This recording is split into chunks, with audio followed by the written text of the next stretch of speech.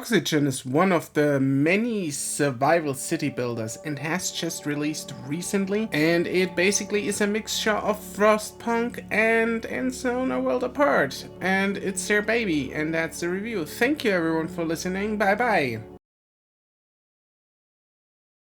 Of course, I'm just kidding. There's more to it obviously, but if I wanted to be very facetious and boil down the game to one sentence, that would be my sentence. Oxygen takes basically the best parts of Endzone and the best parts of Frostpunk and puts them together and makes it about breathing this time. So what is the game really about? The world has ended, huge catastrophe, everything, the usual shtick, and it is firmly a city builder. That means you are in charge now to establish a new colony. You manage the resources in this colony, with the key resource being oxygen. You want to breathe, you want to clear the polluted air around you. That is your goal. So you start with a few citizens, denizens of your little settlement, and start to scour the environment for materials. One of the biggest things that you need is energy. This is to fuel your oxygen producer. With that, you go on an adventure.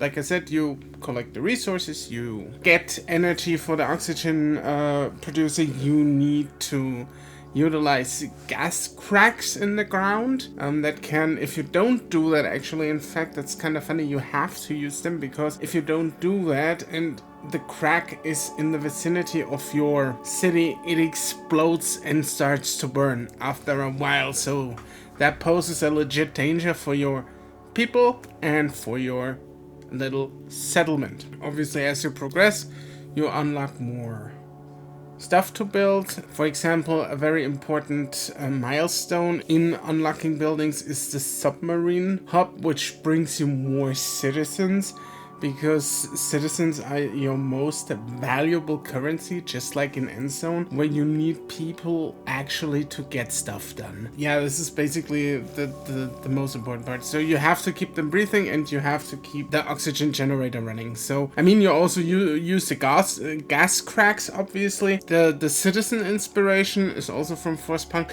The game looks more closely to Endzone, like the art style and how it presents itself is more in line with Endzone, I feel like.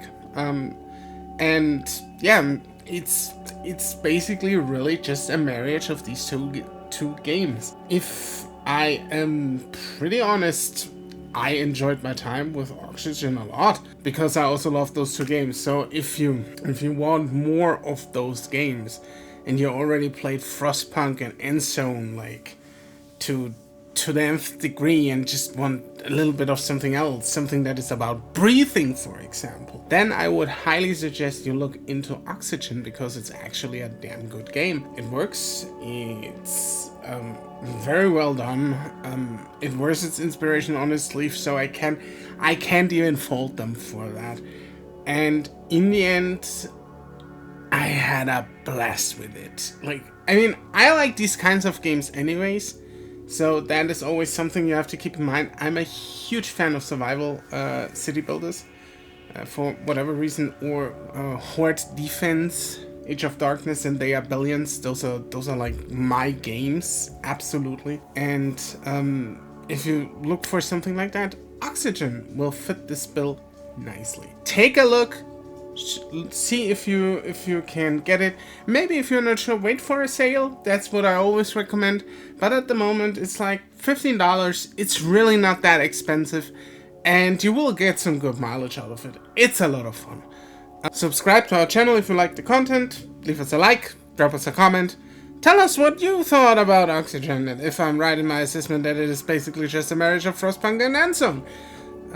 Yeah. That's been the Orcosaurus for the TSI. Thank you, and bye-bye!